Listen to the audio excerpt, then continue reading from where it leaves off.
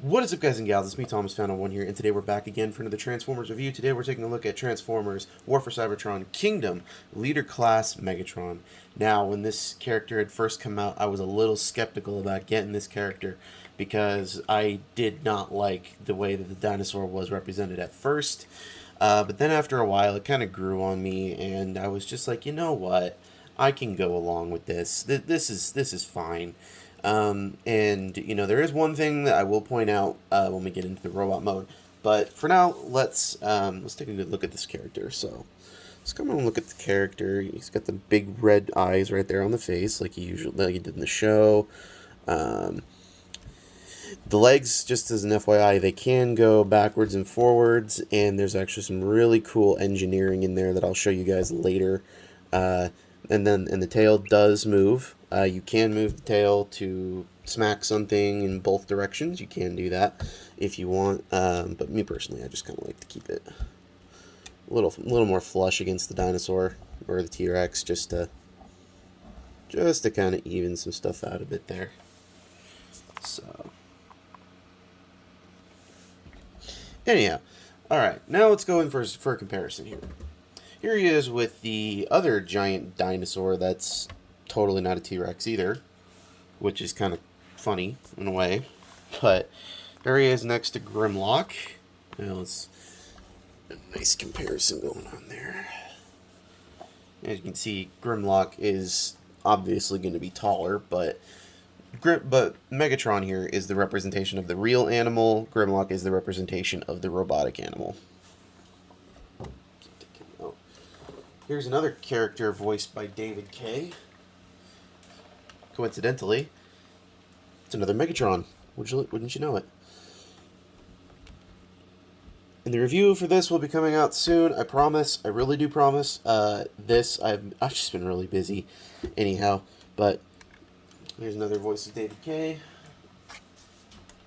And here's another voice of David Kaye that nobody probably knew till recently. Animated Prime, or Deluxe Animated Prime, should I say.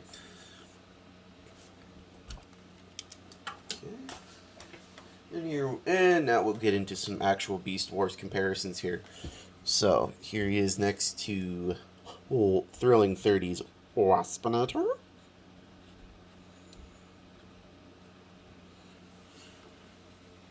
As you can see, towers over Waspinator. In his robot mode, it's going to get a little weird, but anyhow, there's that. And his wave mate, Black Arachnia.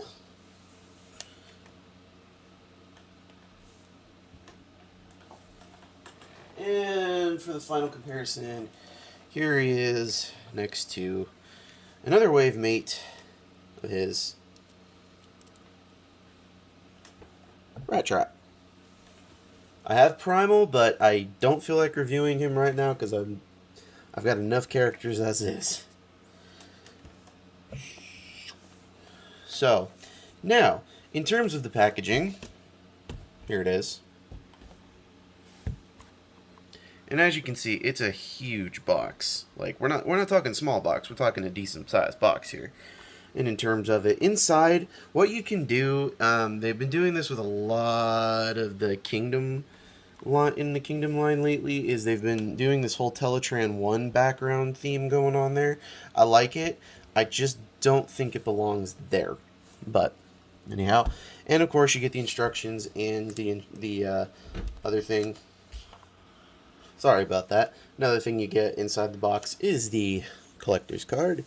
And this one's for Black Arachnia. I don't know if I have this one or not. I didn't really check Black Arachnia's box for it.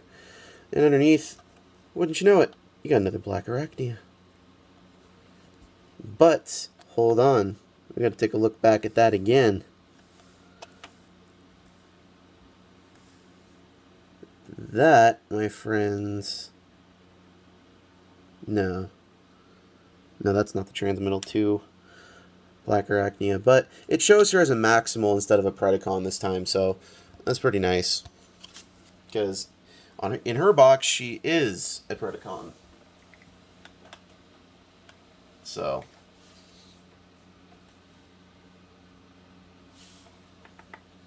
Anyhow, but without further ado, let's get this big old beastie boy transformed into his robot mode. We're gonna take the display table out of the way so I can get some room here to operate. So first thing, at least like what I like to do, is I like to take these panels here and just pull them up, just to kind of get them out of the way and started. I'm gonna do that, and if this hasn't done it already, this is just gonna untab and you can let it sit there. So the next thing you're gonna want to do is you're gonna want to come down to, you're gonna kind of want to flip him on his side or flip him upside down, but you're gonna want to take this and you're gonna want to split the chest section. The entire figure is made out of this like rubberized plastic here, and it's just attached via these pegs to the actual plastic bits, which make the figure look better, I suppose. But yeah, this is all, the whole figure is made out of this like soft rubberized plastic on the outside, but this hard purple plastic on the inside. So I mean, there's no worries about a lot of it, but it's just something that you just to be notified or noted. So just to note why you're doing that.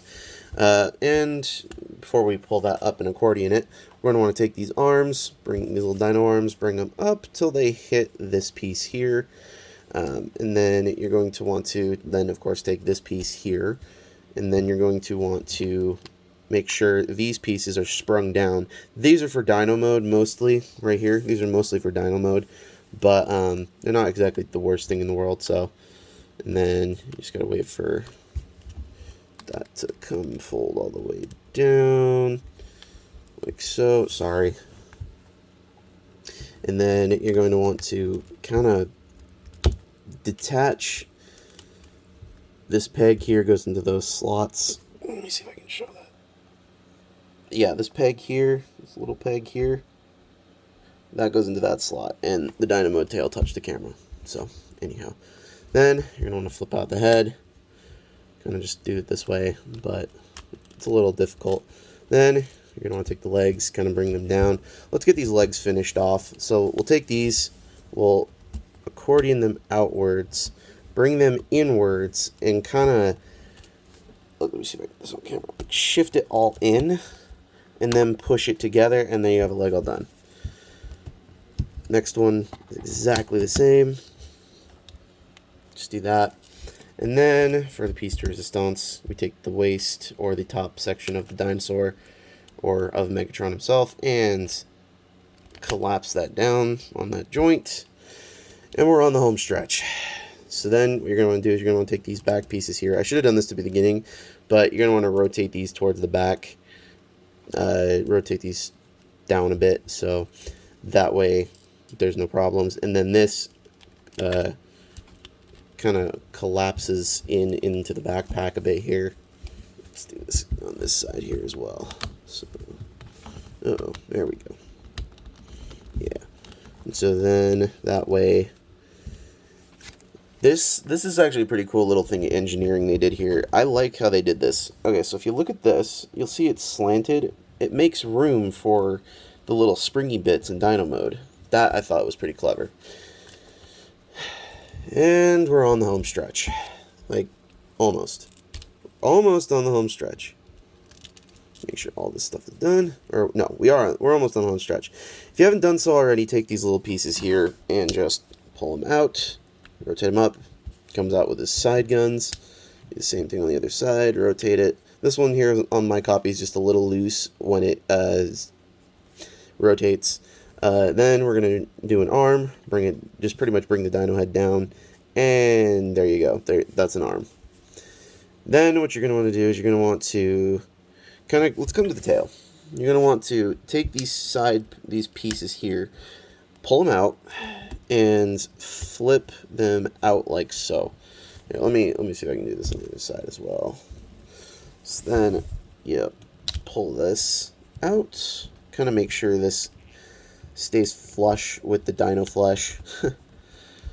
And, and it will not go in, this tail will not fully completely compact unless you have this tab here in that slot and this tab here, this tiny little one right there, into this spot right there. So, yeah. Oh, and then you're going to want to obviously rotate the tip of the tail. And then obviously take this down. Bring it down. Ugh. And there you have Megatron in his robot mode. Now, let's bring in a closer look at this figure here. Actually, yeah, let's do a nice little looky-loo here. Now, I like this figure for a couple of reasons. Now, number one, it's a giant purple freaking dinosaur. I mean, who doesn't want a purple freaking giant dinosaur? I don't want Barney. But, anyhow, I mean, him scaled with some of the, like, he's a really good figure in my opinion. Now, before we go into the comparisons, let's take a look at some of the detail we got here. Let's take a look at this face. I love the face. Like, you could not get any more Beast Wars Megatron than that. Like, I'm telling you. It's just insane. Like, there we go. Sorry, it took my camera a minute to zoom in, but yeah, I like this. It's got the red eyes, it's got the mouth correctly, the head sculpt is just beautiful. And then we come down to the chest section here. I mean, I really like this Megatron, I really do. Another thing I like to do is also, let's take a look at this dino mouth here. I like how all of the teeth are individually painted. I think that's pretty cool. Something you can also do with the dinosaur head is you can also open this, and it all aligns up just like that. So now he can have, if you have those effects parts from a lot of the Siege line, you can stick a bunch of them in there, and and just to close them up, you literally just push the jaw shut, and the head doesn't do anything. Just a moment here. So now I gotta get everything else situated back up again. This is the behind the scenes.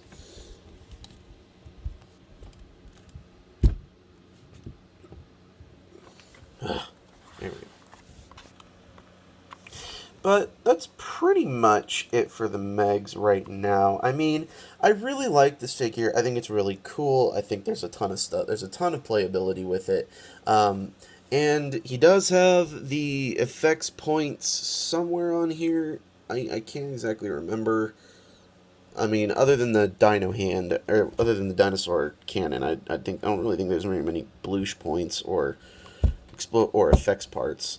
So, and this figure does not come with any accessories. So there's no sword, there's no rifle, there's no little rubber ducky, and there's no toothbrush. So for those Beast Wars fans, sorry, but what you see is what you get. So all in all, I'd rate this figure about a 7 out of 10. And when I say 7 out of 10, that's a pretty good thing. So a 10 on my scale is pretty good. Like, that's the highest quality you could do for a mainline, because obviously I have tons of mainline Transformers here, or boxes. So, you know, obviously something's got to give.